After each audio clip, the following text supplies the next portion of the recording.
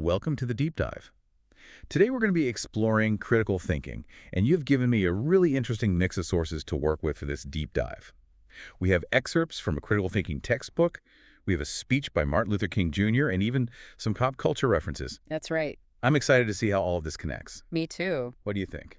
Well, I think it's a fantastic selection because critical thinking is not just about, textbook definitions. It's about how we analyze information arguments and even our own thoughts in every aspect of life. Yeah, totally. So let's start with the basics, I guess. The textbook defines critical thinking as uh, reasonable reflector thinking focused on deciding what to believe or do. But honestly, that's kind of broad. How would you break that down? I think it's about looking beyond the surface and engaging with information actively. Instead of just accepting what you see or hear, you're asking questions like, what's the evidence? Are there other perspectives? Could I be biased in how I'm seeing this? So it's not just about being skeptical, but also about being self-aware. Exactly. The textbook author even talks about their own struggles with this. Like, they use sticky notes to avoid actually dealing with a task.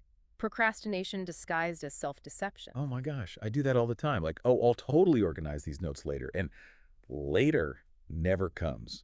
So Mm. are you saying that like we need to be critical of our own thinking before we even look at someone else's argument? That's a great insight, because if we're not aware of our own tendencies to jump to conclusions or our own personal biases, then we might be missing huge pieces of the puzzle when we try to evaluate something objectively. Okay, that makes a lot of sense. Now, when we're looking at other people's arguments, the textbook says we should look for premises and conclusions. Is that just a fancy way of saying reasons and results? Yeah, essentially premises are the reasons or evidence given, and the conclusion is what the argument is trying to convince you of. But the challenge is that these things are not always presented so neatly. It's like a puzzle where you have to figure out which pieces fit together. Okay, so how do we even begin to sort through that? It's called argument reconstruction.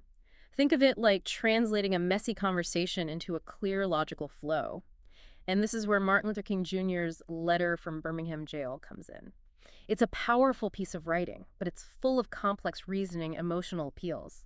And by carefully reconstructing his arguments, we can see the underlying structure and understand why they're so compelling. Wow, that sounds like a skill in itself. So once we've figured out what an argument is actually saying, how do we know if it's any good? I mean, are there like levels of arguments? There are different types of arguments. Some aim for absolute certainty, like deductive arguments. In a deductive argument, if the premises are true, the conclusion has to be true. So it's like all dogs are mammals, Fido is a dog, therefore Fido must be a mammal, no wiggle room. Exactly. But a lot of real-world arguments aren't that clear-cut. Inductive arguments use observations and patterns to make generalizations.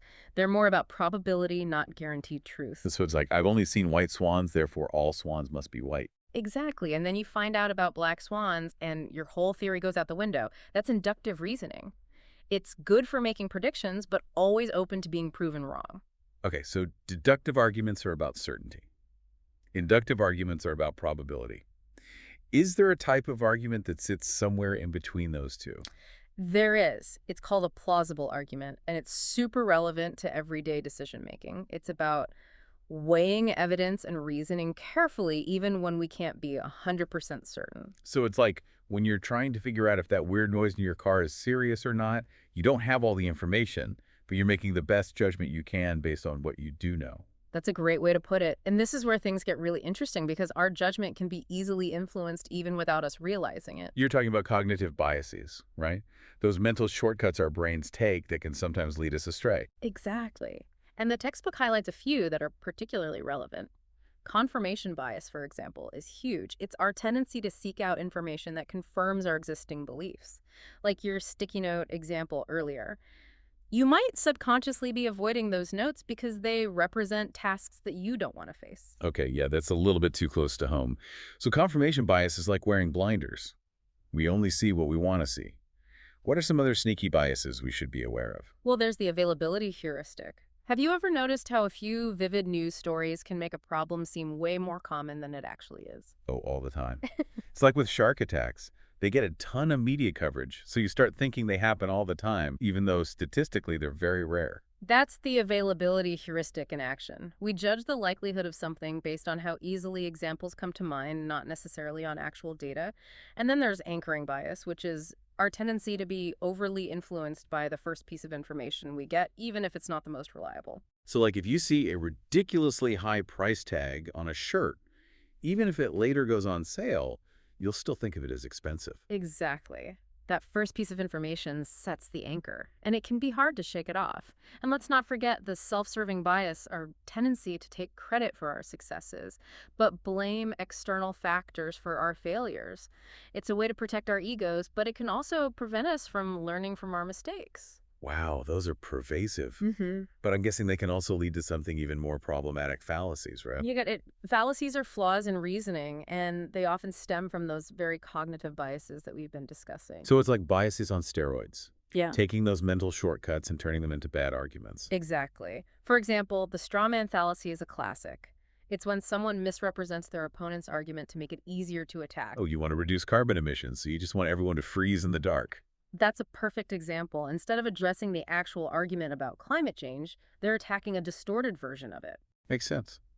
What are some other common fallacies that we should watch out for? Well, there's the false dilemma. It's when someone presents a situation as having only two options when there might be many more. Think about those "you're either with us or against us" arguments. Right. It oversimplifies things and shuts down any nuanced discussion. Exactly. And then there's the perfectionist fallacy, which is rejecting any solution because it doesn't completely solve problem.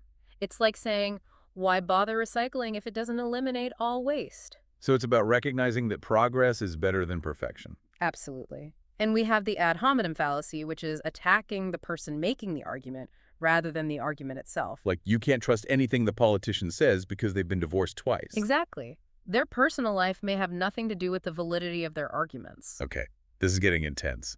It's like our brains are wired to make these mistakes. No. But doesn't emotion play a huge role in how we think and argue too? Absolutely. Emotions are complex, and they can both help and hinder our critical thinking abilities. So how do we find that balance between like the head and the heart? Yeah, it's a constant balancing act. On the one hand, emotions can cloud our judgment and lead us to make really impulsive decisions.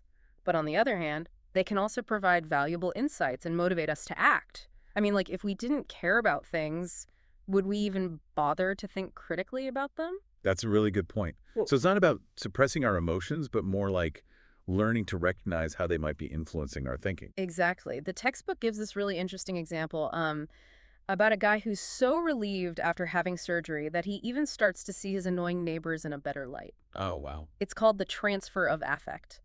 Our feelings about one thing can kind of spill over and color our perceptions of totally unrelated things. Huh. That's fascinating. It's like when you get good news and suddenly like everything seems a little bit brighter. Exactly.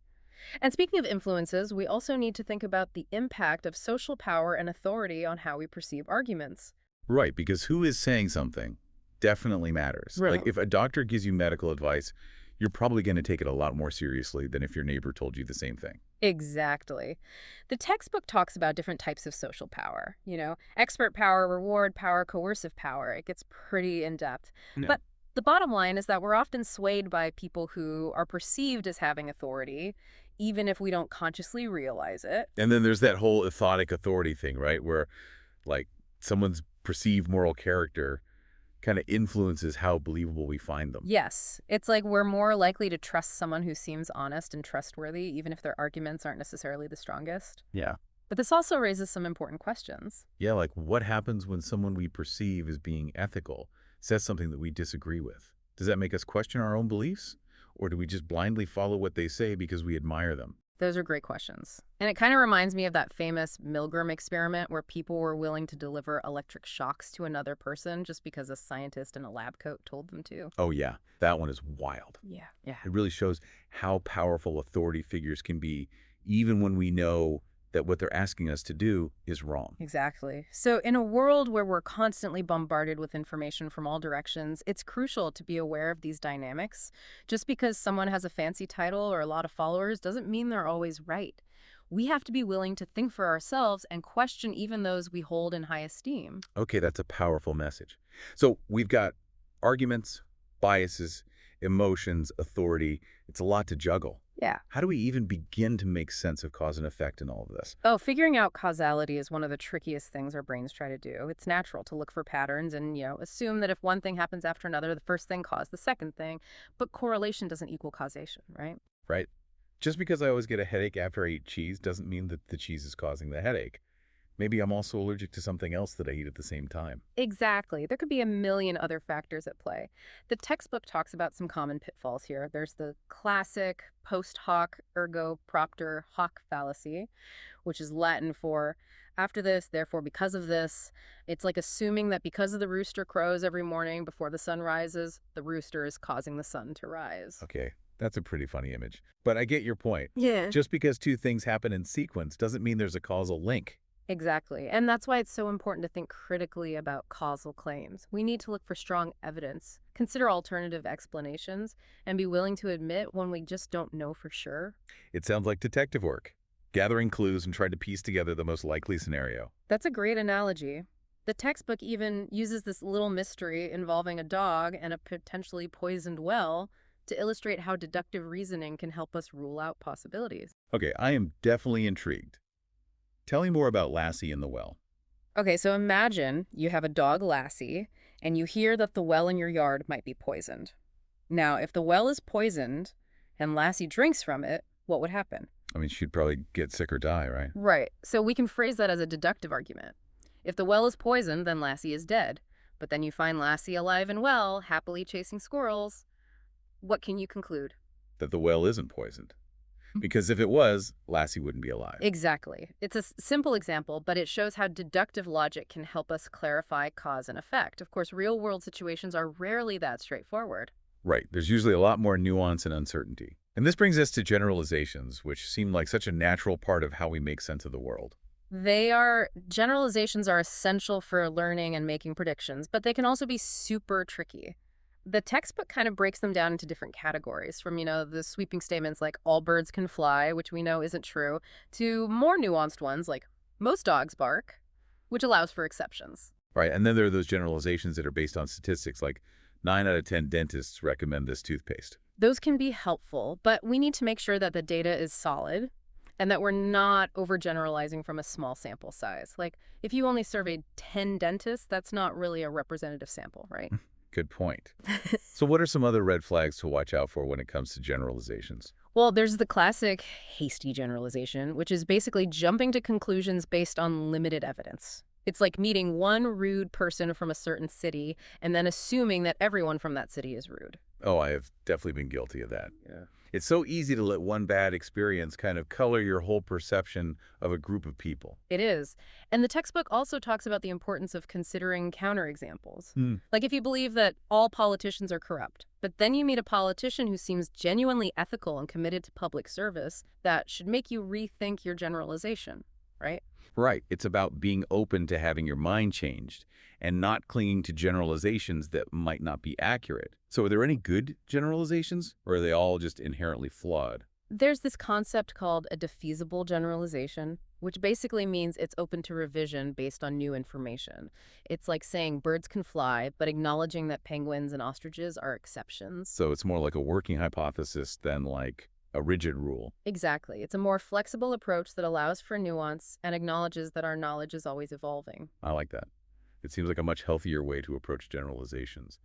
But I'm guessing generalizations can also be easily twisted, especially in persuasive contexts like advertising or political speeches. You're spot on. The textbook talks about how Aristotle, way back in the day, recognized the power of generalizations to appeal to our emotions and prejudices.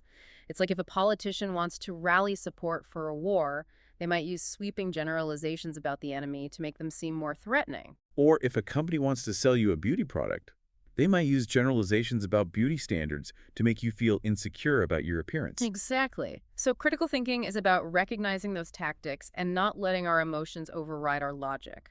It's about asking, is this generalization actually true?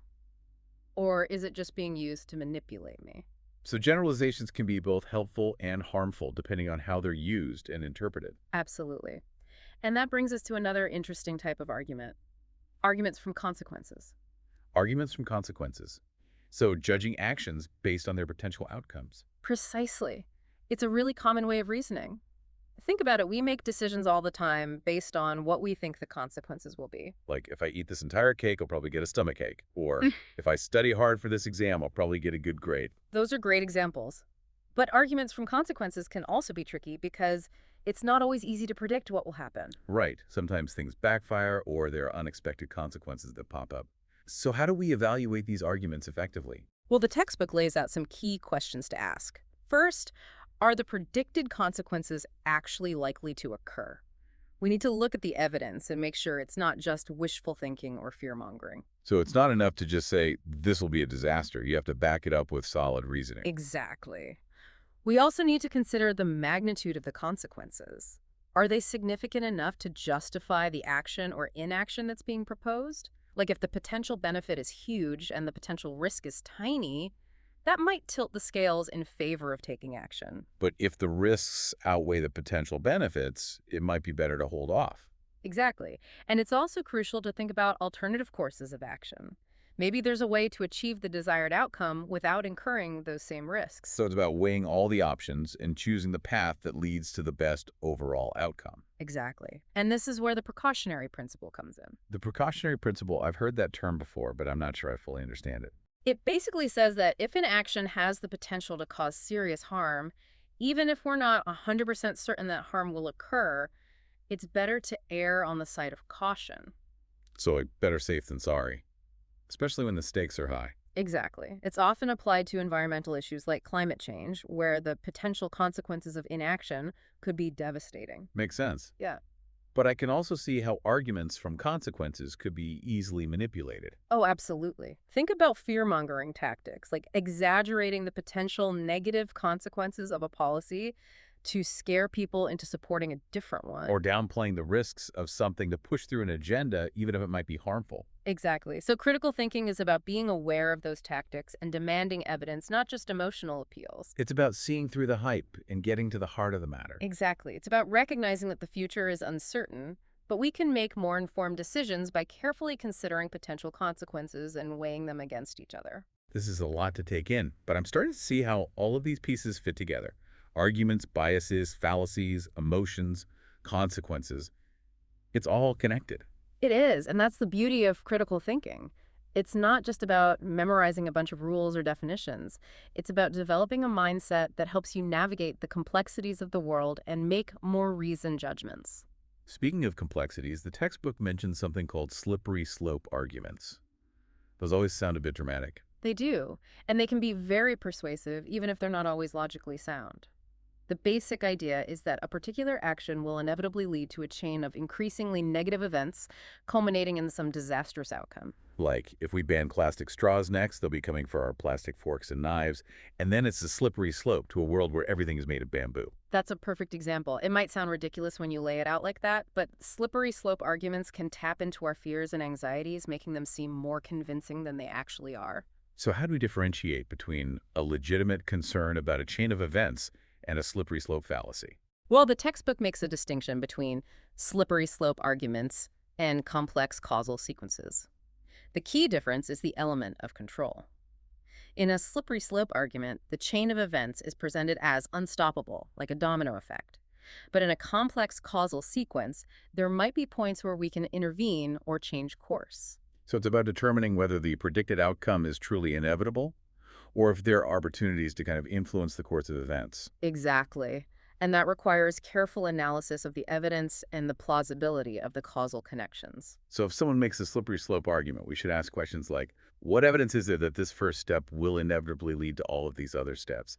And are there any safeguards in place to prevent these negative outcomes? Exactly. It's about pushing back against those oversimplified narratives and demanding a more nuanced and realistic assessment of the situation. This is fascinating. I'm starting to see how slippery slope arguments can be so easily abused, especially in really emotionally charged situations. Absolutely. They can tap into our fears and anxieties, leading us to make decisions based on worst-case scenarios rather than a balanced assessment of the situation. It's like that saying, don't let fear make your decisions. Exactly. Critical thinking is about resisting those knee-jerk reactions and carefully considering all sides of an issue before making a judgment. This has been a really illuminating deep dive. I feel like I'm starting to see the world in a whole new light. That's great to hear. But remember, this is just the beginning. Critical thinking is an ongoing journey, and there's always more to learn. Well, I'm definitely ready for more. So, we were talking about slippery slopes and how they kind of lead to these dramatic, often negative endpoints. Hmm. But there's another type of argument that's kind of related.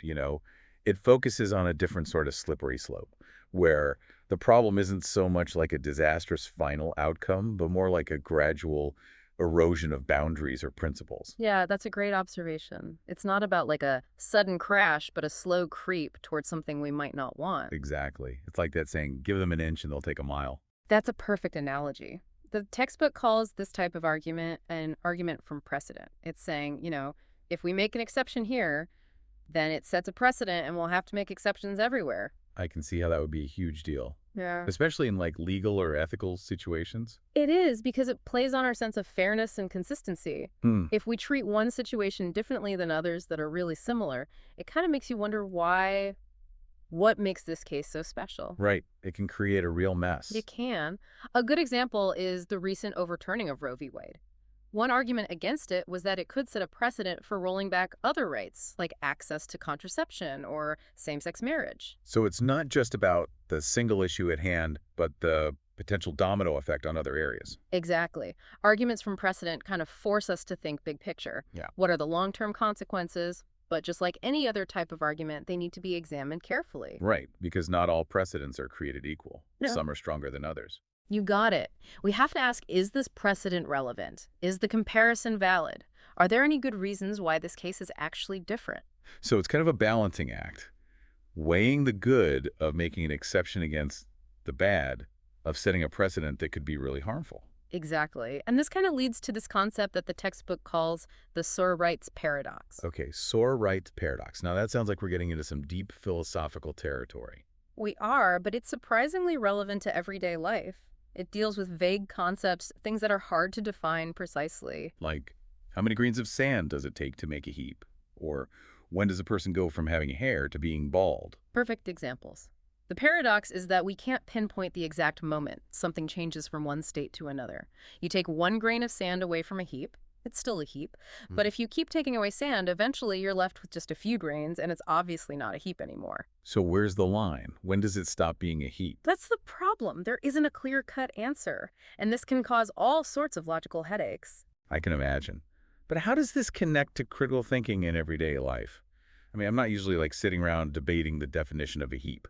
Well, the textbook argues that the Sore-Rights paradox reminds us that many concepts are inherently fuzzy. We can't expect perfect definitions or rigid boundaries for everything. So it's about accepting that there are shades of gray and not everything fits neatly into a box. Exactly. And it's also about being aware of how this vagueness can be used in arguments. People might use slippery slope tactics or kind of shift definitions to manipulate our perceptions. So critical thinking is about being on guard against those sneaky tricks and demanding clarity when we need it. It is. It's about understanding how powerful language is and how it can be used to both reveal and hide the truth. Wow, this deep dive has really shown me how complex critical thinking is.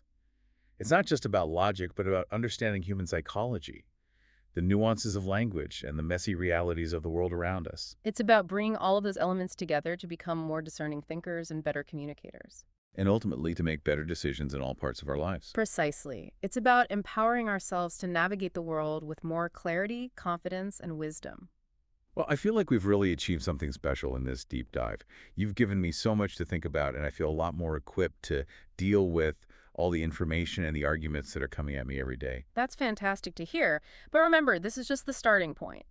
Critical thinking is a journey, and there's always more to learn. So keep questioning, keep exploring, and keep sharpening those critical thinking skills. I definitely will. And to our listeners out there, we'll leave you with this final thought. We've learned about cognitive biases and fallacies and the power of language. But now the challenge is to apply these insights to your own life. How can you become more aware of your own biases? How can you make decisions that are more rational and less influenced by those mental traps? That's something to ponder as you continue on your own critical thinking journey. Until next time, happy thinking.